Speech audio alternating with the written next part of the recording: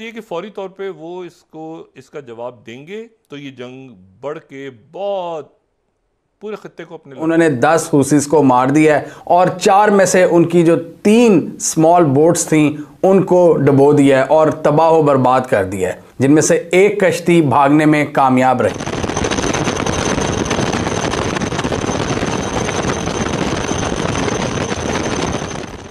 ये भारतीय नौसेना के जहाज हैं जो लगातार हूती हमलों से समुद्र की रक्षा कर रहे हैं। ये भारतीय नौसेना के जहाज हैं जो लगातार हूती हमलों से समुद्र की रक्षा कर रहे हैं। लाल सागर में लगातार हूती विद्रोही हमले कर रहे हैं। इनका 10 कंट्रीज का अलायंस बनाया है ये अमेरिकनों ने, टूटा फूटा सा। उस अलायंस में शामिल नहीं किया। यही अमेरिका को प्रॉब्लम, ये जो मिसाइल अमेरिका इस वक्त जो भारत के साथ, भारत को, अमेरिका को यही चीजें पसंद नहीं आ रही कि India is already behaving like a super power. उन्होंने अपने 2 शिप जो हैं वो अपने ट्रेड शिप्स को की प्रोटेक्शन के लिए वहां भेज दिए हैं। आईएसएस कोची और आईएसएस कलकत्ता, वो उन्होंने रेड सी पे भेज दिया अपने। अमेरिका ने यह बोला है कि ये जो भी हमला हो रहा है शिप्स पे, आपको पता है ना कि भारत के भी आईएनएस कोची और आईएनएस कोलकाता गए हैं, स्टेल्थ डिस्ट्रॉयर्स जिसके अंदर ब्रह्मोस मिसाइल लगी हैं। दोस्तों, ये अमेरिका का ये कहना है कि इसके पीछे ईरान का हाथ है। ये सारा का सारा जो कांड करवा रहा है ना, इसके ऊपर बम मारो, इसके ऊपर मिसाइल मारो, ये ईरान इसके ऊपर करवा रहा है। और मुझे ऐसा लग रहा है कि धीरे धीरे एक मौसम, एक माहौल बन रहा है ईरान के खिलाफ। और मुझे ऐसा भी लगता है कि ईरान को इन चक्करों में पड़ना नहीं चाहिए। रही मतलब जब लोगों ने पूछा जयशंकर साहब से आप किस क्या कैंप में हो, तो वो कह रहे हैं हमारा कैंप है। राइट, इफ यू रिमेम्बर जवाब जो उन्होंने दिया था कि दोस्तों, हौतीस आतंकवादी ने सौने में भी न्यूज सोचा था इंडिया का नेवी के साथ उन लोग को लड़ना पड़ेगा, तो इससे हौतीस आतंकवादियों को भारी पड़ गया। इंडियन नेवी ने 10 हौतीस आतंकवादियों को मार डाला। हौतीस आतंकवादी का जो स्मॉल बोट था उसमें से 3 को बर्बादी कर दिया और एक निकालने में कामयाब हुआ। तो दोस्तों, कुछ दिन पहले विदेश से इंडिया का जहाज सामान लेके आ रहा था, हौतीस आतंकवादी ने सीधा हमला कर दिया। उसी दिन ही भारत का रक्षा मंत्री श्री राजनाथ सिंह ने सीधा चैलेंज दे दिया था, जो भी एक घटना में शामिल है किसी को छोड़ा नहीं जाए। 10 दिन निकला नहीं है और भारत ने हौतीस आतंकवादियों को बर्बाद करके छोड़ दिया। ऐसे में भारतीय नौसेना ने भी अपने जहाज उस क्षेत्र में तैनात कर दिए।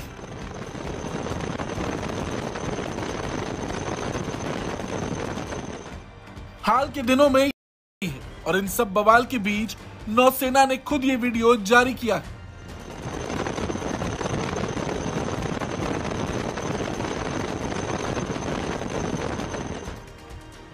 वीडियो के साथ साथ हूतियों को यह भी बता दिया गया है कि भारतीय नौसेना नॉर्थ सेंट्रल अरेबियन सी और गल्फ ऑफ एडन में समुद्री सुरक्षा की निगरानी जारी रखेगी। जहाज और विमान उन्नत निगरानी और समुद्री सुरक्षा अभियानों के लिए मिशन पर तैनात रहेंगी। भारतीय नौसेना का ये बयान ऐसे वक्त में आया है जब हूतियों के हमले लाल सागर में उन्होंने 10 हुसीस को मार दिया है और 4 में से उनकी जो 3 स्मॉल बोट्स थीं उनको डुबो दिया है और तबाह बर्बाद कर दिया है, जिनमें से एक कश्ती भागने में कामयाब रही। और पिछले दिनों हमने देखा था कि इंडियन ओशन में अरेबियन सी के अंदर एक भारत को जाने वाली शिप और एक पाकिस्तान बाउंड शिप, उन पर भी हमले किए गए हैं। पाकिस्तान बाउंड शिप पर हमले की जिम्मेदारी तो हुसीज ने कबूल कर ली थी, लेकिन इंडियन बाउंड शिप पर अभी किसी ने कोई हमला कबूल नहीं किया और अमेरिका के मुताबिक इसको ईरान बैक कर रहा है इन पूरी एक्टिविटीज को। पहले ही एमवी कैंप प्लूटो जो कि भारत आ रहा था, उस पर हूतियों ने ईरानियन ड्रोन से हमला किया था। उसके बाद से ही भारतीय नौसेना ने अरब और लाल सागर में निगरानी बढ़ा दी थी। भारतीय नौसेना ने अपने 5 घातक जहाज INS Kolkata, INS Kochi, INS Mormugao, INS Chennai और आईएनएस विशाखापट्टनम को उस क्षेत्र में तैनात कर दिया था। और अब एक बार फिर जब हूती विद्रोहियों के हमले उस क्षेत्र में तेज हुए, तो भारतीय नौसेना ने अपना बयान जारी कर साफ कर दिया कि वो निगरानी और समुद्री सुरक्षा जारी रखेगी। एक तरह से ये हूतियों के लिए वार्निंग भी है। अगर उन्होंने भारत आ रहे जहाज पर हमला किया तो उन्हें भारतीय नौसेना से पहले निपटना होगा। कसमें खा ली हैं कि हमने पढ़ना नहीं, तालीम तरक्की हमने तरक्की तालीम से नहीं करनी, हम जिहाद से तरक्की करेंगे। खुदा दा नाजे, शर्म करो यार। आपके ये जो आते हैं सीएसएस अफसरान, जो जूनियर ब्रिटिश एजेंट हैं, यहां से कुछ भी नहीं लेके जाते। बंद अकल के ताले लेकर आते हैं, बंद अकल के ताले लेकर वापस चले जाते हैं। कहतुर रजाल है आज, ना सिर्फ पाकिस्तान में, in the entire Muslim world. 1.9 billion मुसलमान हैं और जलीलो ख्वार हो रहे हैं, चाहे अपने मुल्कों में हैं चाहे बाहर है। चीमा साहब, मैं सबसे पहले तो बताना चाहूंगा कि India has a wonderful team right now. Those are looking after the Indian interest. मैं उनको देख के अप्रिशिएट करता हूं। सबसे पहले तो उन्होंने वेनेजुएला से तेल लेने की बातें की थी। उन्हें पता था कि इस रीजन के अंदर इश्यूज बनेंगे एंड फ्यूचर में हमने तेल कहां से लेके अपनी इकोनॉमी को सेव करना है। This is how smart they are. उसके बाद मैं यहां बताना चाहूंगा कि यमन के अंदर 20,000 इंडियन डायस्पोरा वहां पर मौजूद है। और तीसरी बात जो आपने खुद भी फरमाई है इस क्वेश्चन के अंदर ही, India enjoys a wonderful relationship with Iran. Chabahar की जो उन्होंने बंदरगाह, जो सी पोर्ट उन्होंने लीज की है, उसके बाद ईरान को हमेशा उन्होंने सपोर्ट किया है।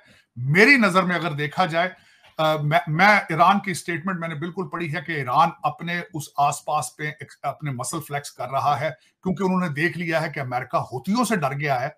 हमारे सामने तो वैसे ही लेट जाएगा, और लेट गया। अमेरिका लेट रहा है बिल्कुल इस वक्त। अमेरिका बिल्कुल लेटा पड़ा है इस वक्त। हिलने जुलने की शक्ति ही कोई नहीं है इसके वक्त अमेरिका के अंदर। जो कई बल्कि मैं आज सुबह फॉक्स चैनल पर मैंने अपने पिछले सेक्रेटरी ऑफ स्टेट पॉम्पियो की एक स्टेटमेंट सुनी है, और he was very much upset कि why America has drop the towel in front of the Houthis and not dropping the towel in front of the Iranians. अब उस वापस attack क्यों नहीं कर रहा? 10 मिसाइल मेरा ख्याल है आज मारे हैं हूथियों ने अमेरिकन शिप्स के ऊपर। तो दोनों साइडों पे चोक करने का प्लान है उनका। हूथी वहां से रेड सी को चोक करेंगे, और ईरान जो है यहां से अपने मसल फ्लेक्स कर रहा है। लेकिन आपका एक एक्शन होता है, वो पूरी दुनिया ऑब्जर्व कर रही होती है। Thanks God. लेकिन इंपॉर्टेंट चीज ये है कि अमेरिकन, जैसे उन्होंने कहा कि वो ये कहते हैं कि ये अटैक ईरान ने लॉन्च किया है, जो कि जारी बात है इंडिया का इंपॉर्टेंट पार्टनर है। ये यमन है, थोड़ा सा मैप कट गया यहाँ से, ये यमन है, ये जो नीचे आप देख रहे होंगे, और ये आप देखें ये रेड सी है, ऊपर आप के देख रहे हैं स्विस कैनाल है, और ये सारी ट्रैफिक यहाँ से ऊपर मेडिटेरेनियन से होते यूरोप में चली जाती है। मतलब जब लोगों ने पूछा जयशंकर साहब से आप किस क्या कैंप में हो, तो वो कह रहे हैं हमारा कैंप है। राइट, इफ यू रिमेम्बर जवाब जो उन्होंने दिया था कि we have our own camp.